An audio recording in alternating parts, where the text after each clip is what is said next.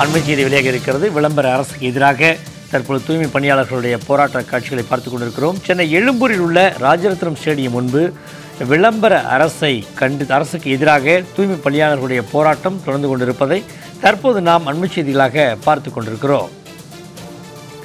சென்னை மாநகராட்சியில் ஒப்பந்த தூய்மை பணியை மீண்டும் தங்களுக்கு வழங்க வேண்டும் என வலியுறுத்தி 100க்கும் மேற்பட்ட தூய்மை பணியாளர்கள் போராட்ட களத்தில் இறங்கியிருக்கிறார்கள். சென்னை மாநகராட்சியில் ஒப்பந்த தூய்மை பணியை மீண்டும் தங்களுக்கு வழங்க வேண்டும் என வலியுறுத்தி 100க்கும் மேற்பட்ட தூய்மை பணியாளர்கள் போராடி கொண்டிருப்பதை தற்போது நாம் அண்மை செய்திகளாக பார்த்து கொண்டிருக்கிறோம். இது தொடர்பான கூடுதல் விவரங்களை தெரிவிக்கிறார் நமது செய்தியாளர் குணசுந்தரி. குணசுந்தரி, விளம்பர அரசுக்கு எதிராக தூய்மை பணியாளர்களுடைய போராட்டம் குறித்த கூடுதல் விவரங்களை பதிவிடுங்க. வணக்கம் சண்முகவேல். மண்டலம் 5 மற்றும் 6 சேர்ந்த தூய்மை பணியாளர்கள் கடந்த மாதம் ஆகஸ்ட் 1ஆம் தேதி முதல் 2 மண்டலங்களிலும் இருக்கும் தூய்மை பணியாளர்களை ராம்கி என்ற தனியார் மையத்திற்கு ஒப்படைக்க கூடாது, அது மட்டுமின்றி தூய்மை பணியாளர்களை பணியில் அமர்த்த வேண்டும் என்று பல்வேறு கோரிக்கையை முன்னெடுத்து அதாவது சிபன் மாளிகை வெளியே மேற்கொண்டனர். கடந்த ஆகஸ்ட் 13 நள்ளிரவு அவர்கள் கைது செய்யப்பட்டனர். அதற்கு பிறகு அவர்கள் பல்வேறு கட்டங்களாக இந்த 2 மண்டலங்களை சேர்ந்த தூய்மை பணியாளர்களும் போராட்டத்தை மேற்கொண்ட போதும் அவர்களை காவலர்கள் ஆங்காங்கே கைது செய்து வந்த அந்த காட்சிகளை நம்மால் காண முடிந்தது.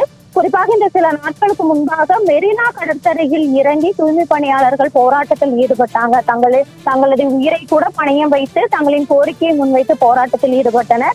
இதன் அடிப்படையில் அவர்கள் போராட்டத்தில் ஈடுபட நீதிமன்றம் அனுமதி வழங்க வேண்டும் என்று சென்னை உயர் நீதிமன்றத்துல உழைப்போர் உரிமை இயக்கம் சார்பில் தூய்மை பணியாளர்கள் மனு அளித்திருந்த நிலையில உயர் நீதிமன்றம் 4 தூய்மை பணியாளர்களை உண்ணாவிரத போராட்டத்துல ஈடுபடலாம் அப்படின்னு சொல்லிட்டு அனுமதியும் வழங்கிருந்துச்சு. இந்த நிலையில தற்பொழுது தங்களுக்கு மீண்டும் பழைய முறைப்படி பணி வழங்க வேண்டும், தனியார் மையத்தை கைவிட வேண்டும் உள்ளிட்ட பல்வேறு கோரிக்கைகளை வலியுறுத்தி 4 தூய்மை பணியாளர்கள் இன்றுடன் 4வது நாட்களாக அம்பத்தூர்ல உண்ணாவிரத போராட்டத்தில் ஈடுபட்டு வர இந்த சூழ்நிலையில மற்ற தூய்மை பணியாளர்கள் அதாவது 300க்கும் மேற்பட்ட தூய்மை பணியாளர்கள் சென்னை எழும்பூர்ல இருக்கிற ராஜரத்னம் ஸ்டேடியம் முன்பு தற்பொழுது போராட்டத்தில் ஈடுபட்டு வராங்க. குறிப்பாக எவ்வளவு நாட்கள் ஆனாலும் சரி எங்களின் கோரிக்கையை இந்த திமுக அரசு நிறைவேற்றும் வரை எங்களது போராட்டத்தை கைவிட மாட்டோம் என்று உழைப்போர் உரிமை இயக்க தலைவர் கு பாரதி தெரிவித்திருக்கிறார். குறிப்பாக அதாவது போராட்டத்தில் ஈடுபட்ட பிறகு அவர்களுக்கு வேலை பறிக்கப்பட்டது. மீண்டும் இந்த 2000 தூய்மை பணியாளர்களுக்கு பணியை வழங்க வேண்டும் என்று தற்பொழுது ஆர்ப்பாட்டத்தில் ஈடுபட்டு வருகிறார்கள். கூடுதல் விவரங்களை வழங்கியமைக்கு நன்றி குணசுந்தரி.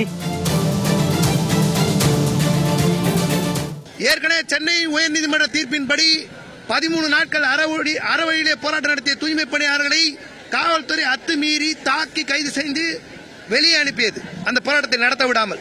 தற்போது சென்னை உயர்நீதிமன்றத்தினுடைய தீர்ப்பின் படி இன்னைக்கு அம்பத்தூரிலே ஜெனோவா, பாரதி, கீதா, வசந்த் என்ற 4 தூய்மை பணியாளர்கள் 4 பேர் உயிரை பணயம் வைத்து காலவரற்ற உண்ணாநிலை போராட்டத்தில் ஈடுபட்டுக் கொண்டிருக்கிறார்கள்.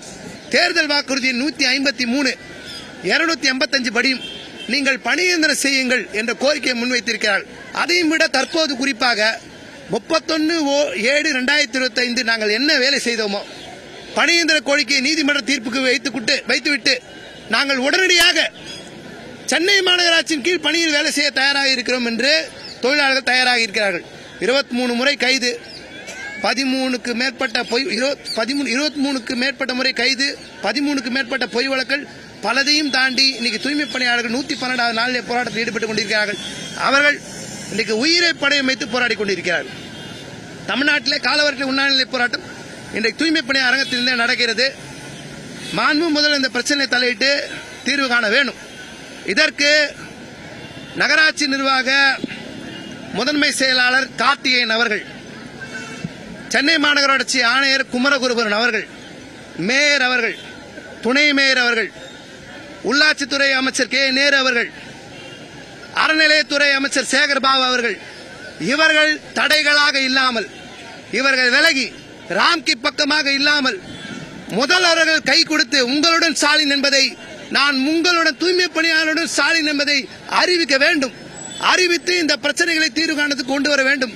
அவர்களது உயிருக்கு ஏதாவது ஆபத்து என்று சொன்னாலும், தொடர் போராட்டத்துக்கு காயமாக தூய்மை பணியாளருக்கு ஏதாவது சொன்னாலும், இன்னைக்கு தமிழ்நாடு அரசு சமூக நீதி சமத்துவம் பேசக்கூடிய அரசு பொறுப்பாக மாறும் என்பதால் முதல்வர் தலையிட்டு தீர்வு காண்டு போராடுகிற சங்கத்தோடு அந்த தூய்மை பணியாளர் உண்ணாநிலை போராட்டத்தில் இருக்கக்கூடிய தொழிலாளர்கள் பெண் தூய்மை பணியாளர்களை அழைத்து பேசி இந்த பிரச்சனையை முடிவுக்கு கொண்டு வர வேண்டும்.